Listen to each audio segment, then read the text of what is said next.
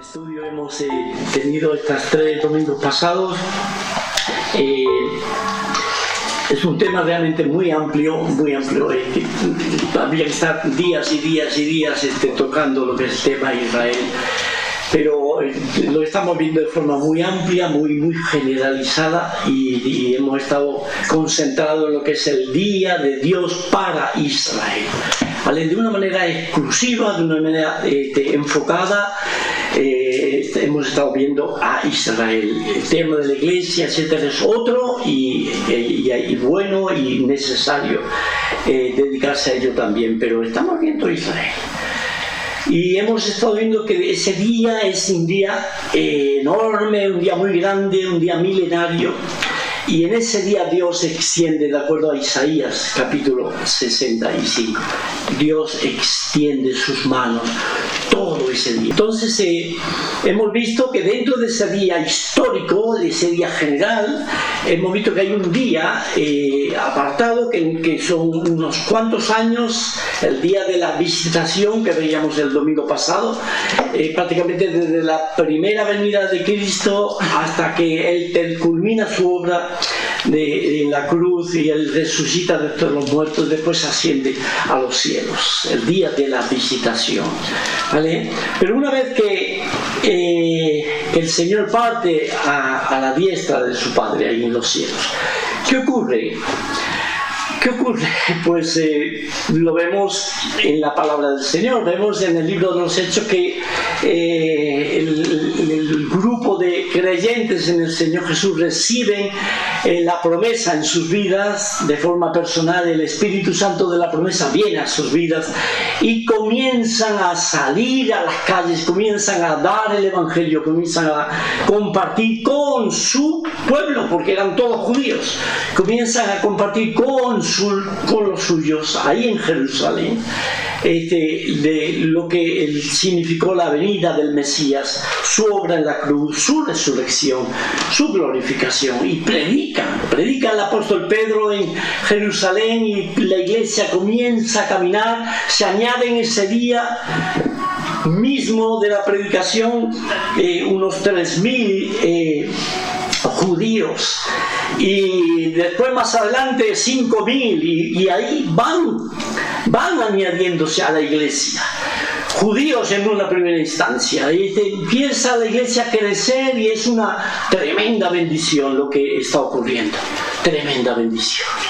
Parecería como que qué bueno, qué bendición. Israel está entendiendo, Israel está aceptando al Mesías, y en un primer pantallazo parecería como que ya comienza el reino, ya empieza. El Señor les había dicho a ellos que no era el tiempo, que esperasen, que no el tiempo, las sazones correspondían a su Padre el establecerlo, pero ellos que fueran a Jerusalén y esperasen la promesa del Espíritu, y eso fue lo que hicieron. Pero no podemos ignorar el hecho o menoscabar el hecho de que la iglesia empieza a crecer, que son todos judíos los que van creyendo en el Señor Jesucristo. Y es impresionante el boom que eso ocasionó ahí en el mismo Jerusalén. Sacudió aún a las mismas autoridades, los mismos principales sacerdotes, sumo sacerdote incluido, los mueve, los deja temblequeando.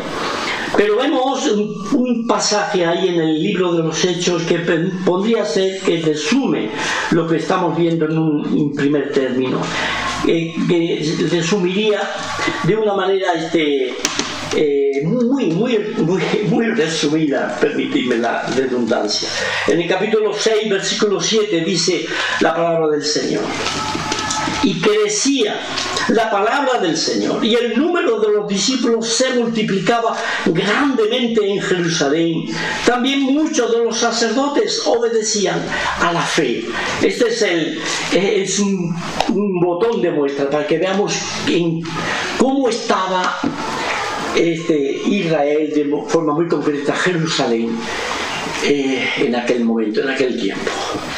Después, más adelante, el Evangelio es compartido, es llevado también a los gentiles, y los gentiles comienzan a creer en el Señor, y comienza la iglesia a expandirse, y comienzan a salir misioneros, empiezan a salir incluso de la misma tierra de Israel, se van para Antioquía, se van para el Mediterráneo, Chipre, la Asia, tantos lugares. Llega hasta Roma, hasta la Capadocia, llega hasta la Cirene, que es la misma África.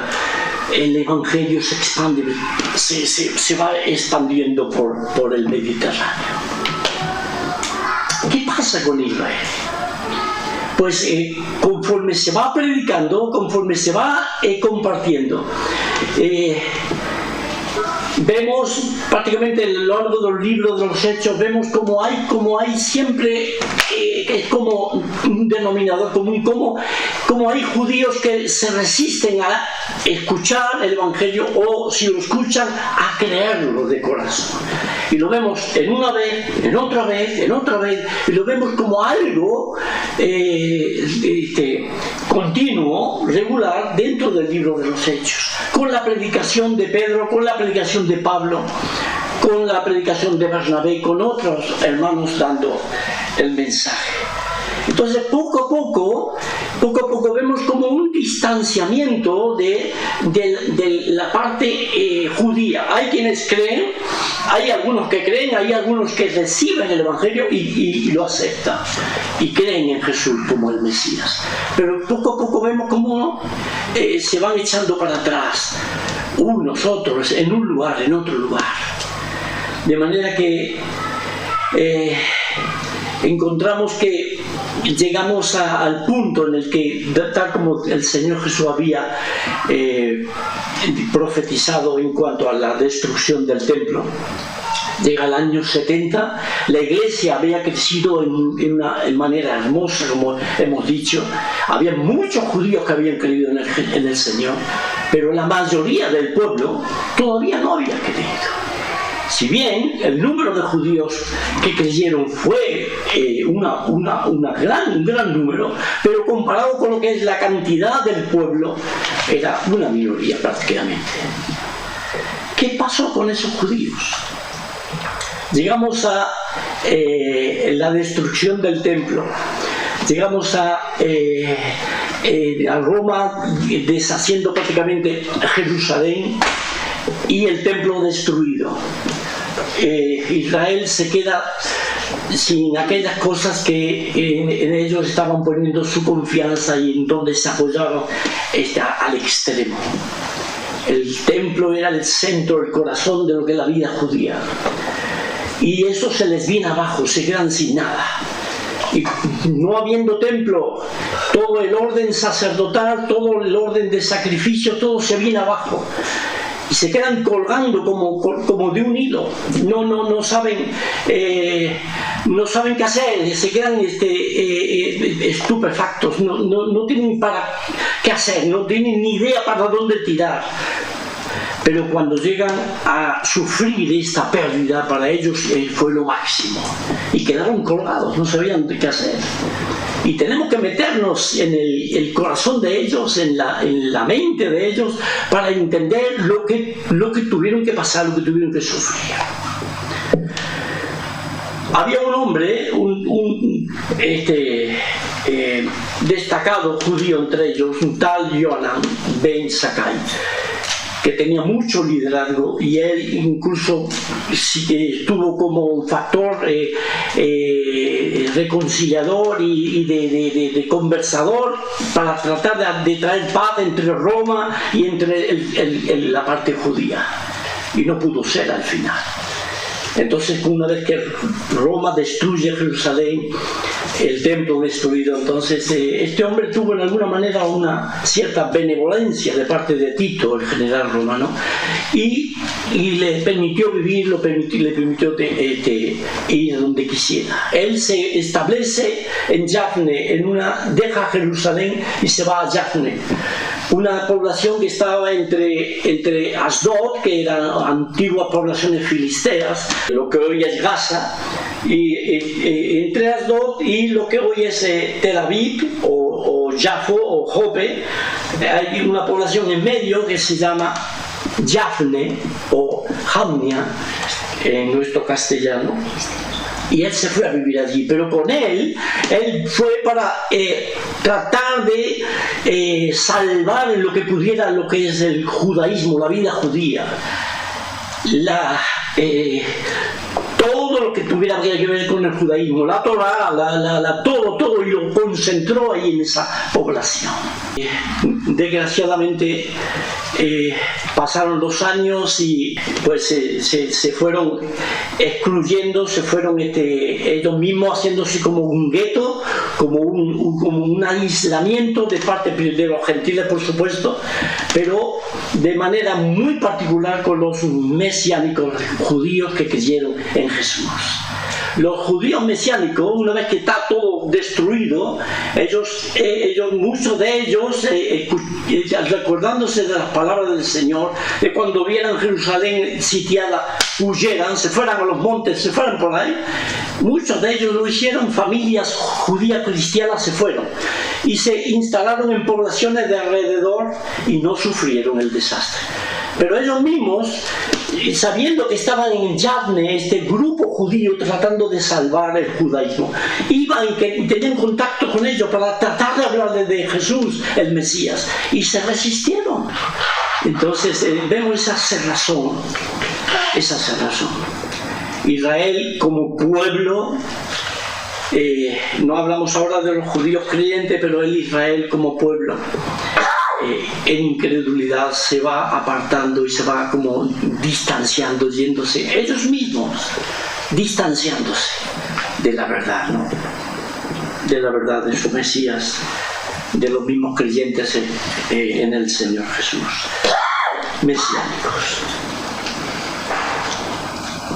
Hay una porción en la palabra del Señor en que vamos a tocarlo rapidísimamente, porque son temas para estar días y días hablando de ello, pero voy a tratar de resumirlo lo más que pueda. El apóstol Pablo está enseñando y está hablando y toca ese tema de forma muy profunda en cuanto a qué pasa con ese Israel.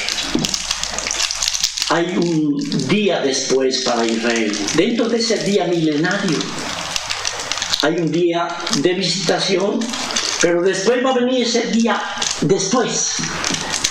¿Y qué significa ese día después? Pues, ¿qué pasa con ese Israel?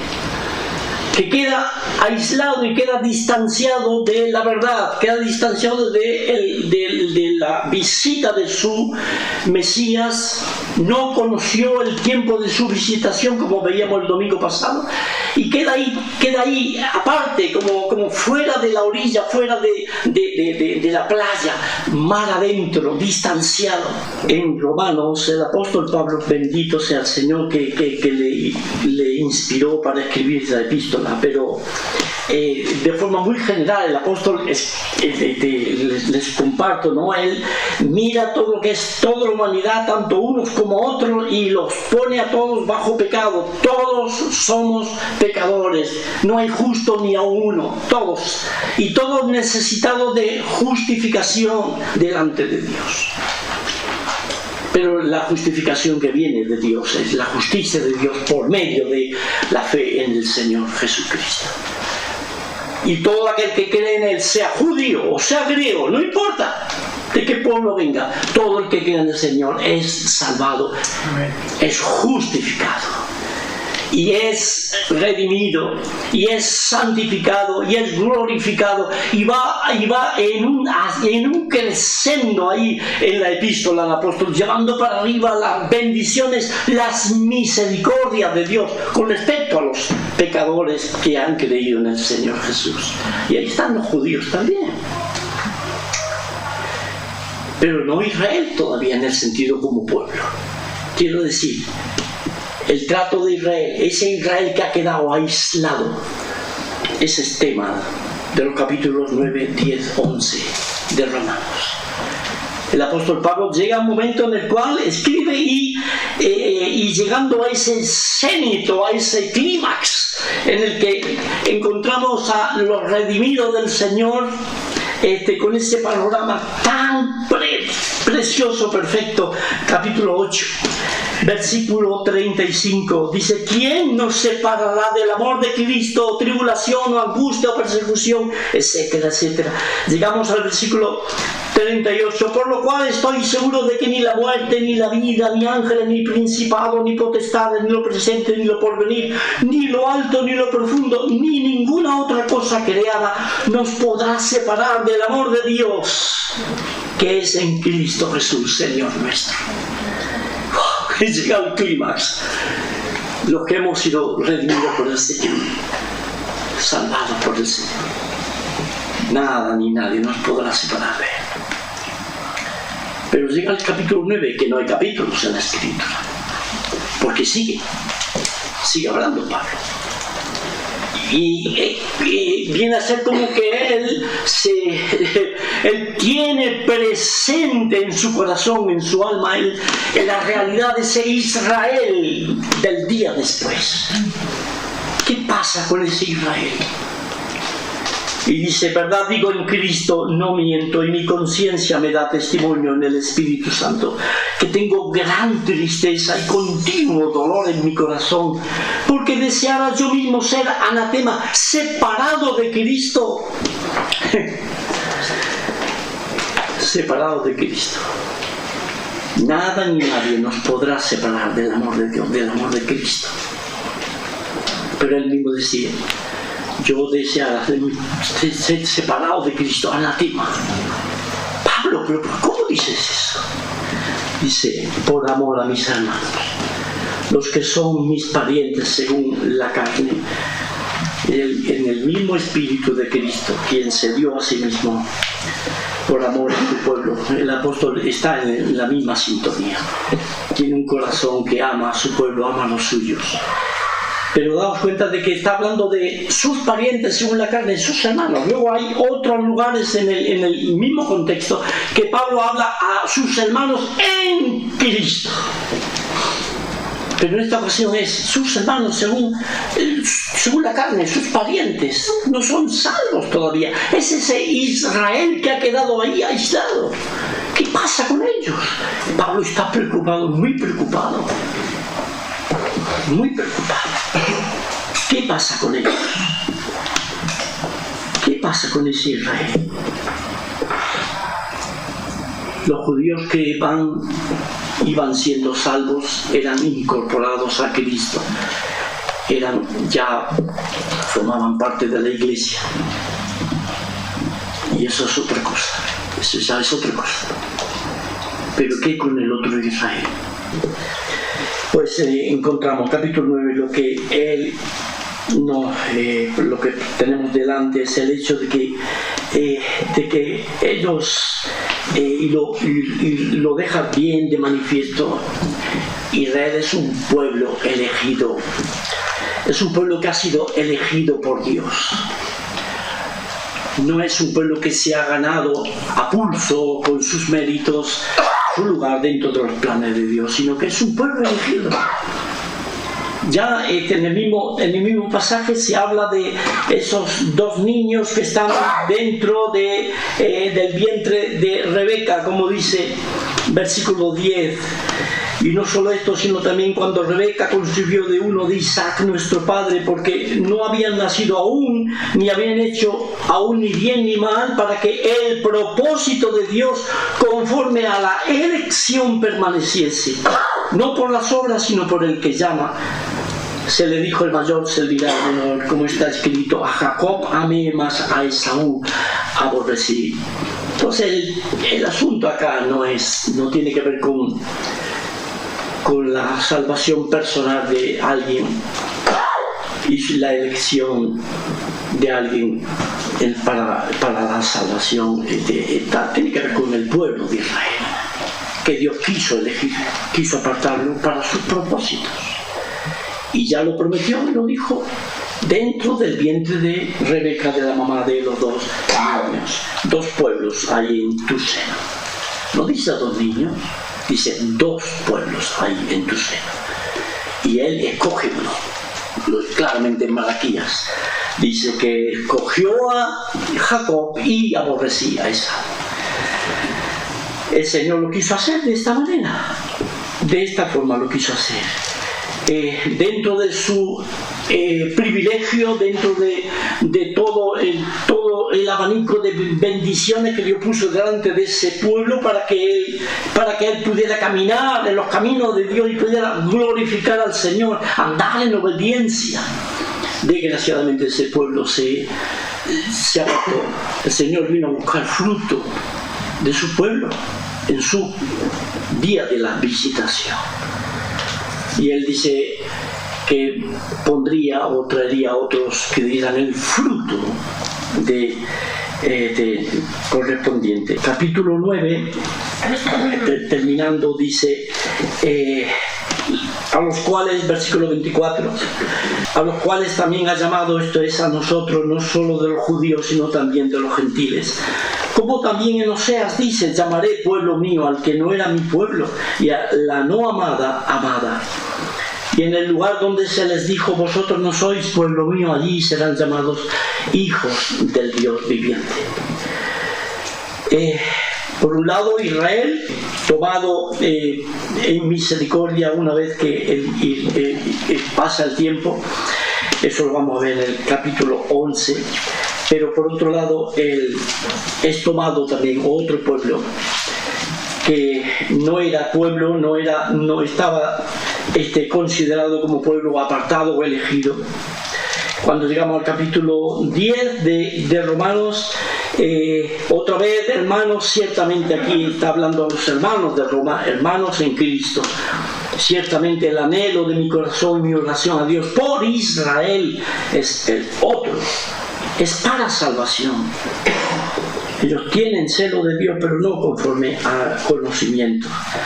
Porque ignorando la justicia de Dios y procurando establecer la suya propia, no se han sujetado a la justicia de Dios, porque el fin de la ley es Cristo. Entonces, al rechazar a su Mesías, rechazar el mensaje del Evangelio y permaneciendo y quedándose en su propia justicia, de manera que lo que hace el Señor es que no hace diferencia. Ya lo dijo al principio de la epístola, no hay diferencia entre judío y griego, entre uno y otro para salvarse.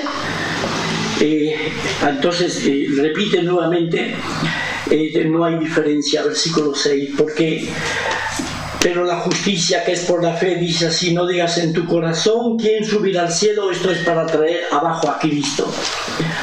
¿Quién descenderá al abismo? Esto es para hacer subir a Cristo de entre los muertos. Mas ¿qué dice? Cerca de ti está la palabra en tu boca y en tu corazón.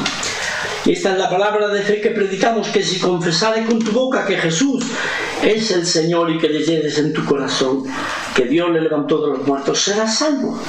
Porque con el corazón se cree para justicia, pero con la boca se confiesa para salvación. Pues la Escritura dice, todo aquel que en él creyere, sea uno sea otro, de un pueblo o de otro, no será avergonzado, porque no hay diferencia entre judío y griego, pues el mismo que es Señor de todo es rico para con todos los que invocan, porque todo aquel que invocar el nombre del Señor será salvo.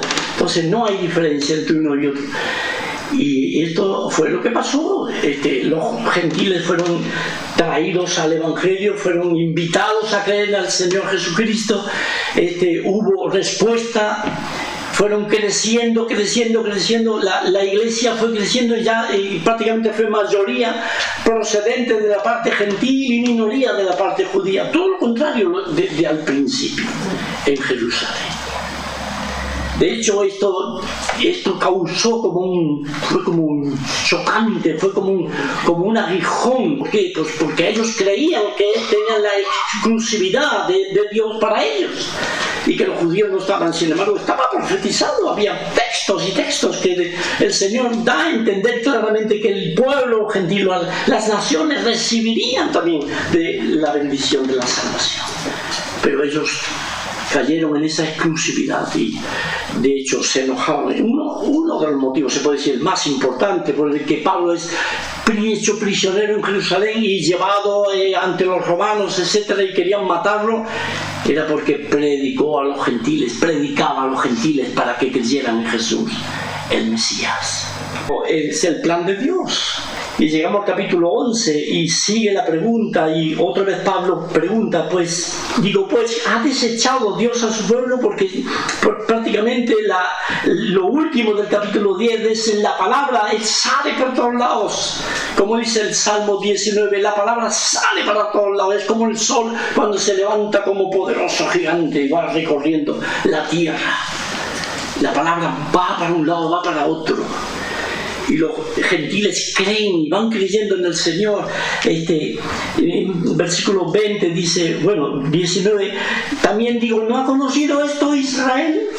Primeramente Moisés dice, es decir, la Escritura lo testifica, yo os provocaré a celos con un pueblo que no es pueblo, con pueblo insensato os provocaré a ira. E Isaías dice resueltamente, fui hallado de los que no me buscaban, los gentiles, me manifesté a los que no preguntaban por mí. Y después dice, pero acerca de Israel, todo el día extendí mis manos a un pueblo rebelde contra mí. Sí, repite lo que Isaías escribe en su profecía.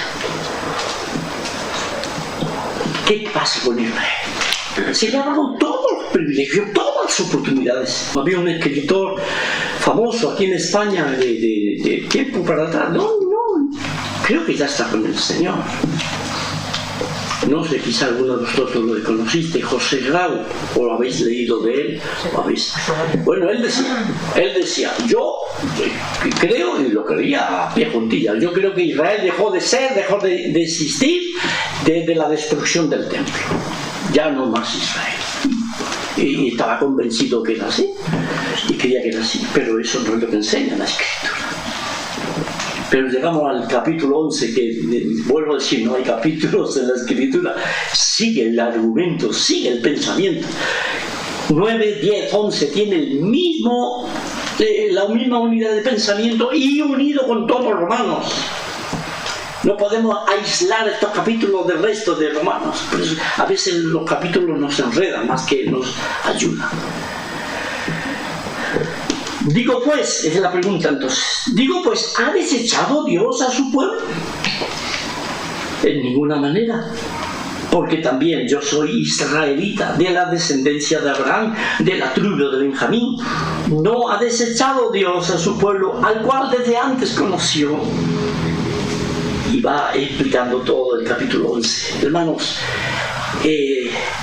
la conclusión de Pablo es decir, Israel no ha sido desechado, Dios tiene sus planes con él, es un pueblo que ha sido elegido, y cuando Dios llama y cuando Dios comienza su obra perfecta, no hay nada ni nadie, como ocurre con la iglesia, nada ni nadie nos separará del amor de Cristo. Y cuando Dios dice que ha amado a su pueblo, o extendió todo el día sus manos a su pueblo rebelde, pero todo el día. Y en otro lugar, que yo le he amado con amor eterno y por lo tanto te prolongué mi misericordia. Él no se echa para atrás. Capítulo 11 dice, versículo 28, así que en cuanto al Evangelio son enemigos por causa de vosotros, pero en cuanto a la elección son amados por causa de los padres. Esto es clave dentro de toda esta enseñanza. La elección del Señor es firme, es irrevocable, como dice más adelante, porque irrevocables son los dones y el llamamiento de Dios. Dios no va a dejar a Israel, Él no lo va a desechar. Tiene un plan con ese pueblo. Precioso, hermanos. Precioso. Él mira a Israel como aquella vida bajo tierra que veíamos en el primer mensaje. En un Israel que desaparece del mapa, y después lo vemos en Egipto como una multitud exactamente igual. Llegamos al capítulo 9 y vemos los privilegios, las bendiciones de Israel. Llegamos al capítulo 10 y Israel está ahí, pero en una manera diferente. Todo aquel que cree en el Señor Jesucristo, ya no hay, tú eres judío y tú eres gentil, no. Todos bajo el mismo rasero, porque Dios no hace acepción de personas. Y Él quiso que tanto un pueblo como el otro fuera salvo por la fe en el Señor Jesucristo. ¿Qué pasa entonces con Israel? Queda ahí en oculto, queda ahí tapado. ¿Qué pasa con él? Ese es el día después. Y vemos que llega a aparecer como el río Guadiana, llega a aparecer al otro lado y vemos que y empezamos a entender, claro, el Señor lo ha cuidado porque Él lo eligió y Él lo elige para desechar después. Sus dones, su llamamiento es irrevocable. Y tiene su tiempo para Israel, tiene su lugar para Israel. De hecho hay una, voy terminando, hermano. Pueden haber algunos hermanos que piensen, bueno, Israel dejó de ser, dejó de estar. Pero no es así. Hay hermanos incluso que llegan a pensar o incluso escribir y argumentar con razonamientos y con pruebas, incluso con Biblia, de que ya Israel que quedó fuera de esos privilegios, fuera de eso que Dios pues trajo para ellos. De manera que todo eso pasó a la iglesia.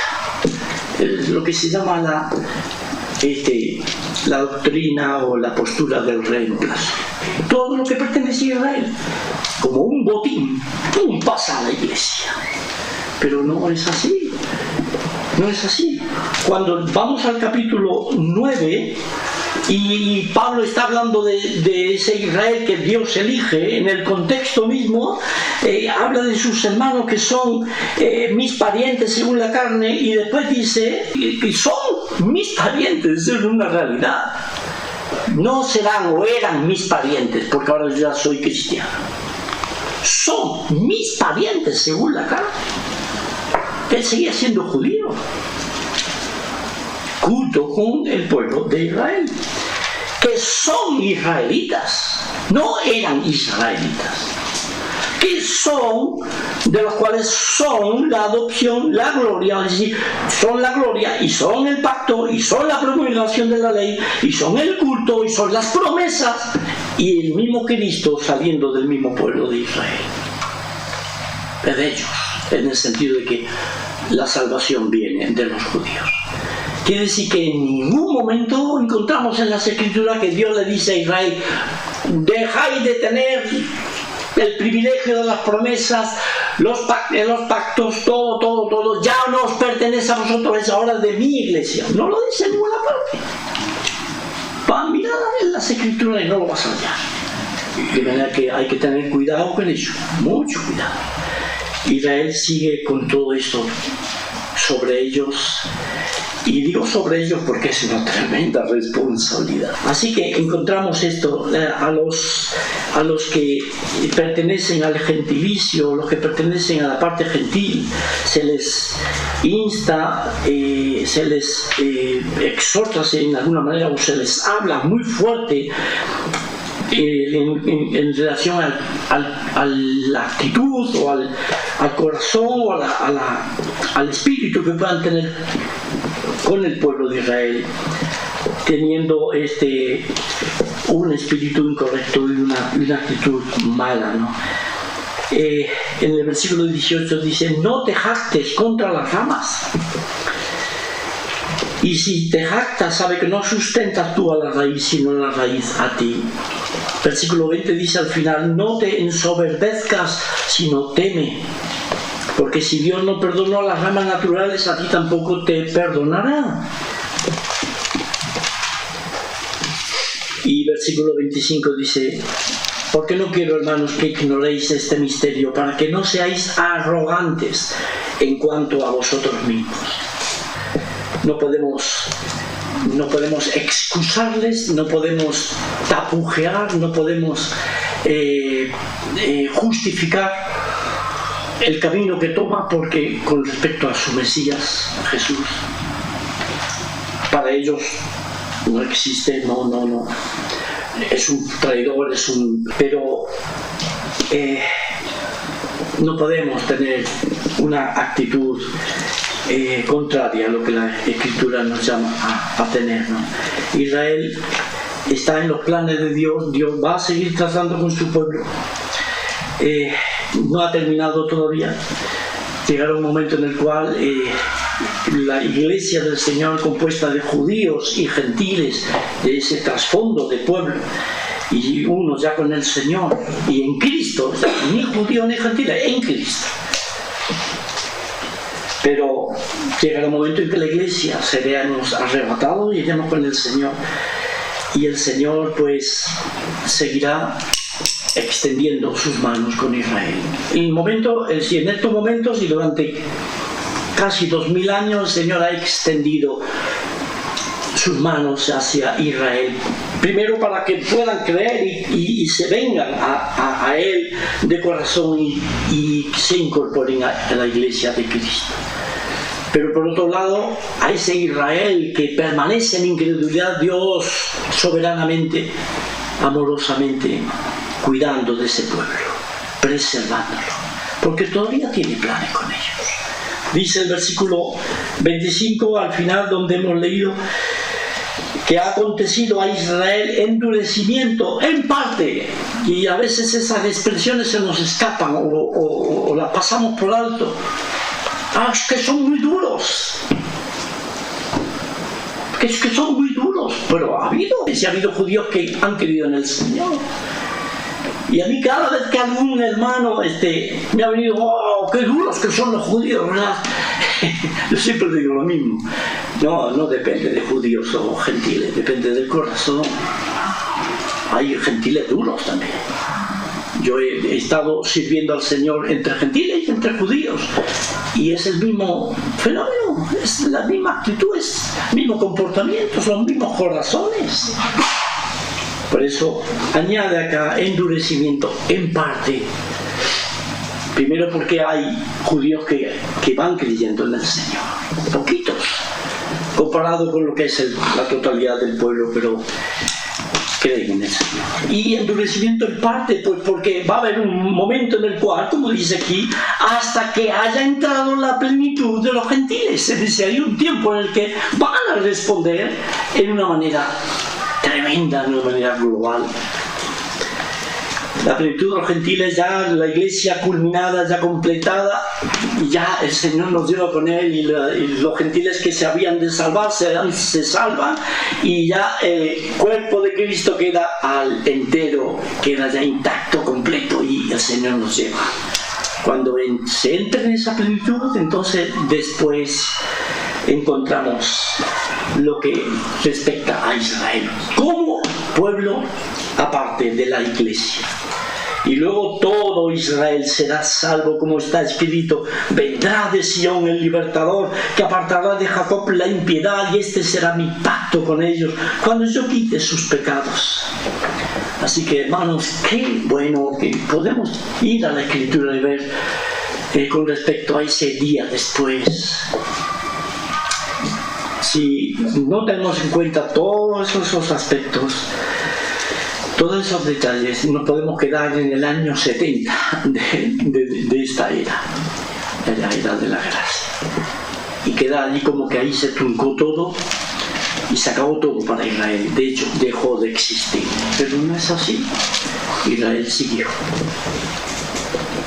y el Señor va a seguir extendiendo sus manos, y vendrá y los reunirá, y tomará la perniquebrada y a la otra, y tomará sus ovejas consigo, la casa de Israel, y pasará al milenio, y pasarán para reinar con el Señor.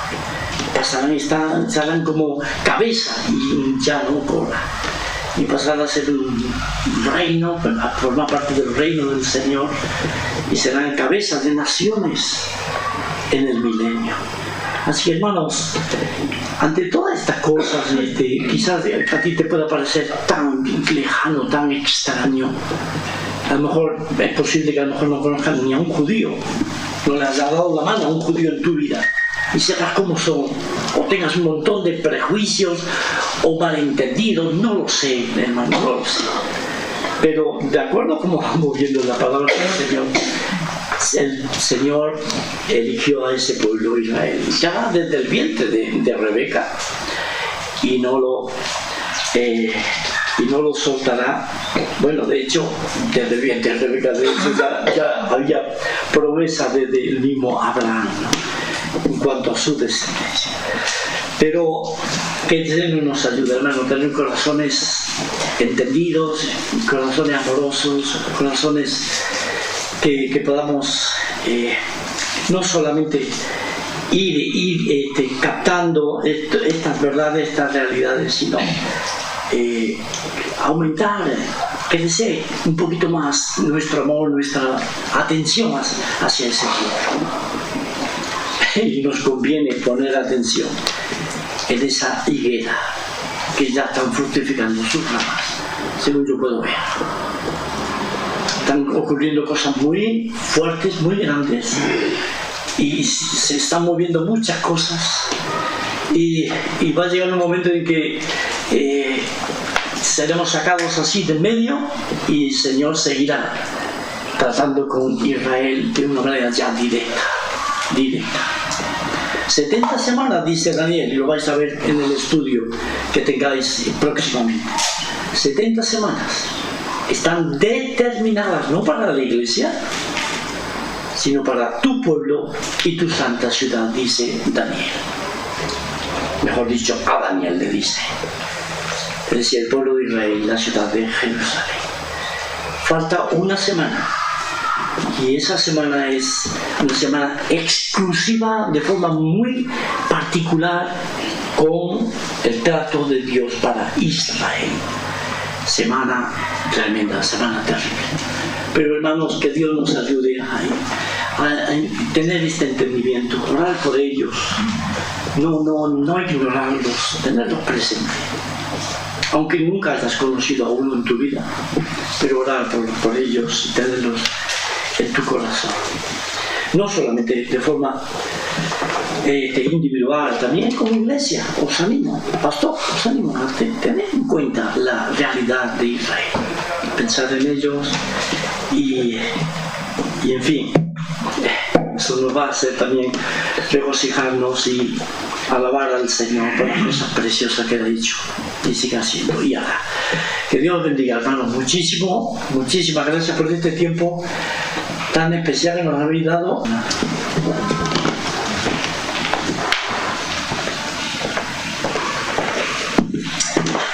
Muchas gracias, Manuel. Interesante, muy bonito ver el plan de Dios, el calendario de Dios.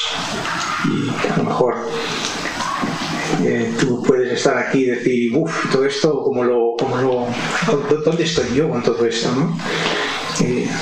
Pues estás ahí cuando Dios está extendiendo sus manos a ti para que vengas a conocer al Mesías. La verdad es que es un verdadero gozo el conocer al Señor Jesucristo como el Salvador de todos los hombres. No hace acepción de personas ninguna, y nosotros estamos en Cristo y en Él estamos seguros. Damos muchas gracias al Señor por ello. Así que Manuel, marcháis, ¿cuándo vais para Israel? El 30 de octubre estamos saliendo. ¿Estáis saliendo para allí? Hasta el 29 de